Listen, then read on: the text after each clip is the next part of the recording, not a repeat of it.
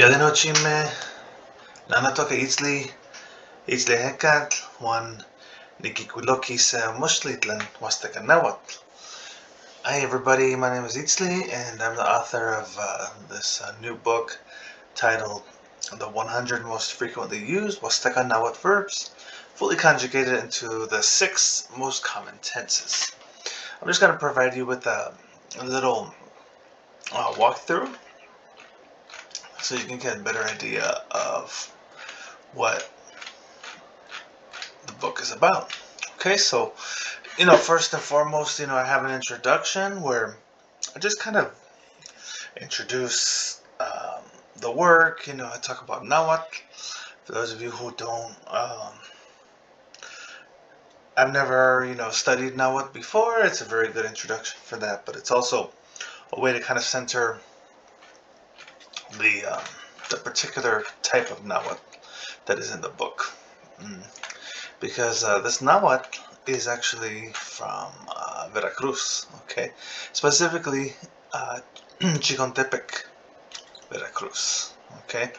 And this is a really, really important variant because it's the closest thing we have to a Nahuatl language standard. When we speak English or Spanish, that's based on a language standard that people made and agreed upon, like this is how you speak this language, right? But in Nahuatl, we find that's never really happened before. Like a lot of people think of like classical Nahuatl as standardized, but even that was not standardized much because, like, if you read like Sahagun, his orthography is very, very messy and inconsistent. And then you have other writers from the time. Sahagun is just famous for writing the Codex Florentine. But everybody from the 16th century pretty much wrote Nahuatl differently, right? So there was no agreed upon standard. And so this program in Zacatecas, Mexico, in 2002 was run by the American linguist John Sullivan, and it was just one of those things. It was just like a kind of like a coincidence because he was there. He was working as a linguist professor, and there were several Huasteca Nahuas there from Chicontepec. Um, and Chicontepec is like an Altepec. It's like Altepec is kind of like a large community, you can say. Um, for comparison, if I'm talking about like where I'm from, Los Angeles, California, that's not an Altepec anymore. It's more like what we call a way Altepec. So it's like a bigger, big city. So when they say Altepec, they're talking about a smaller city. And so that's what it was. It was like all these people. Some of them were cousins or friends. They were related to each other, but they all came from different communities, and now we call it Chinamco. And it was really, really fascinating because they all spoke the same type of Nahuatl. And if you have any familiarity with Nahuatl speakers, well, man, there's so much variation. You have somebody from Tlaxcala talking to somebody from Veracruz. There's so many different words that they're going to be using. Like for example, in Tlaxcala, if you want to say friend, it's Yoligni. But in Veracruz, Yoligni is not how you say friend, right? It's like there's other words for it. There's several words for it, but like one of them is like compa, no compa, for example. Like, right? So there's so many differences. But that's the thing that's really special about this group from Chicotepec. They actually worked together. They produced texts. They produced videos. They produced just a huge dictionary, monolingual dictionary. And in my opinion, it's a standard. They standardized Nahuatl. And then you have these wonderful teachers like Diego Pacalistli and YouTube, and then Jan Garcia. And there's just so many teachers who have mastered Huasteca Nahuatl. And we can master it because we have, the IDIEZ program is what it's called. That kind of started this whole thing, right? And so it's really, really cool. Um, I've had several teachers, and like I said, they're all from different communities, but they're all from Chicontepec, and so it's a very, very um, similar way of speaking.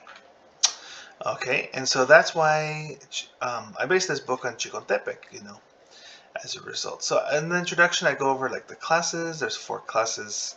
I go over the pronunciation. I talk a lot about,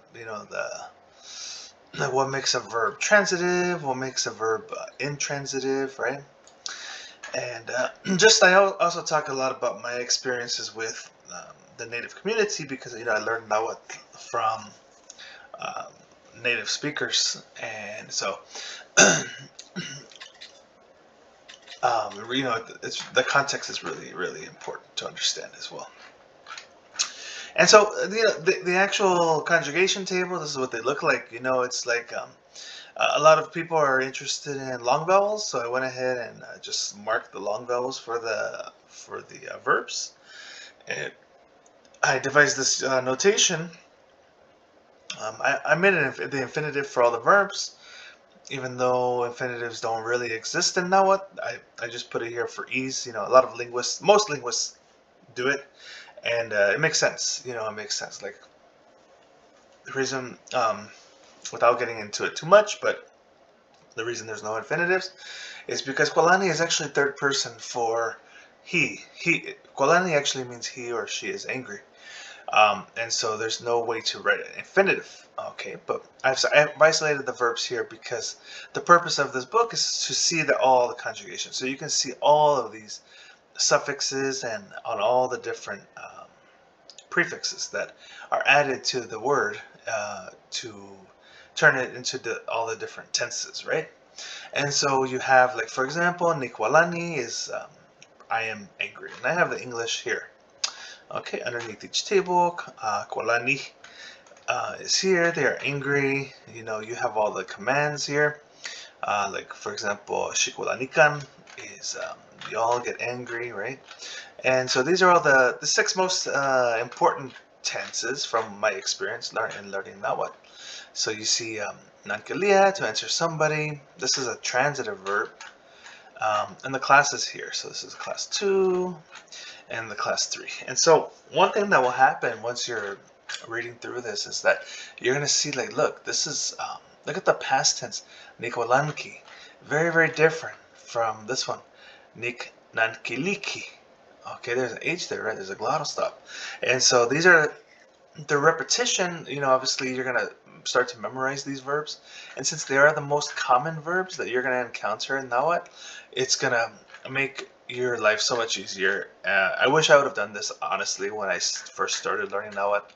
I didn't know about the importance of verbs until maybe maybe the second year into it. I was mostly focusing on the nouns, and I thought the prepositions were super important and the adjectives, right? But if you really, really want to master Nahuatl, like, there's no way around it. Like, you have to master um, the verbs. I mean, look at this.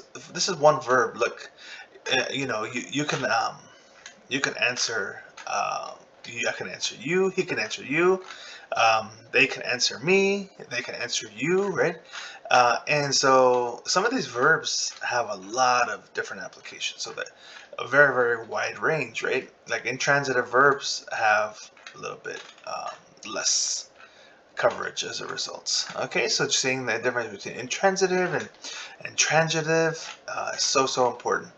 And then the irregular verbs here as well, pewa, natoka, right? So these are all really, really common verbs in the language. Okay, boa, miki, temiki, tlapoloa, okay, tlamia, ilkawa, to forgive somebody, right? And so there's look at this full conjugation table, and you're not going to find this anywhere else. I made this partly out of necessity. These don't exist anywhere, and so like if you want to learn the conjugations, like you're gonna have to put a lot of effort into it. But these tables are gonna lessen your effort because, like, for me, I was searching in all these different sources, and there's not many sources available. But to find these, I asked my teachers like a ton of questions, make sure that all of these were constructed correctly, right? So they are all vetted as well as it results. I would ask John Garcia a lot, to um, double check my translations and things, right? Um, so there's a lot of really double checking throughout all of this, and so I'm gonna go on to the second part. It's a really really big book. So as you can see, like I said, there's so many conjugations. Um, okay, so this is the second part here. This part I really is really nice. It's sample sentences. Like it's just showing you um, how the verbs are actually used within the language. And beyond the six tenses that I already showed you, there's actually other ways to conjugate verbs, and there's also other ways to. I mean, there's like so many prefixes. There's also infixes. Like you can even put like on or o in the middle of a verb, right? And so there's so much that you need to learn, and so these sample sentences help with that. Okay, so for example, it says Horacio Naliwampo. Oh, this is one such word for a friend. This is actually means good friend. I told you about Tlaxcala. Yol Ikni. This is Veracruz. This is one of the ways to say good friend. Naliwampo. Horacio Naliwampo, Octavio, Pampa Ashkeman, Mocolania, Juan Sanseco, Nemi. Horace is a good friend of Octavio because they never quarrel and live together. So see, you can actually use the reflexive here for get angry. They don't get angry. Um, and so yeah, these are. This one's interesting. When my younger sibling's coworker makes him angry, he always tells him you are a buzzard poop. So it's really beautiful because these are sentences that are constructed by those native speakers from Zacatecas that worked with John Sullivan. They actually made all of these sentences, and I in their monolingual dictionary, and I had to translate them. So I translated them all for you into English, and so it's just beautiful, right? Because it just shows all of the ways that these words are constructed, and it's a great way for you to learn through the context of the sentences. This is like a preposition, right? Queman. Tlahuel is an adjective, right? Nosanteco, a part of the body. Pampa, because, right? Another preposition here. And so this is a great way to learn. Se means a, right? Ban means in. And so this is Ashkana means no.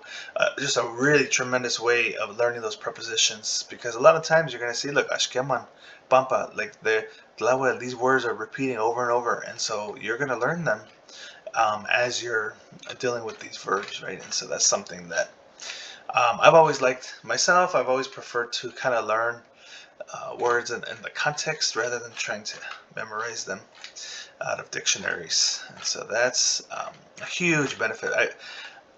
I put 3 sentences for every single verb, and so that's a lot to work with there. And so yeah, this book will get you very, very far. I just added this appendix here, which is the 100 high frequency words. Somebody asked a really great question. I read it when I posted this book announcement, and they said, well, how did you determine, which verbs were the most common? And I've studied Huasteca Nahuatl for 3 years, and so just based off of what I've read and my interactions with native Nahuatl speakers, and also that monolingual dictionary, right? You could see the frequency of the verbs in all of those sources, and so I just compiled all that information, and I also did the same for these high frequency words that really just appear a lot. And so yeah, I think this will take you a very long way on your Nahuatl learning journey. Once again, my name is Eadsley, and thank you for watching, and I hope you consider purchasing this book. Tlaskamati, Timoetase.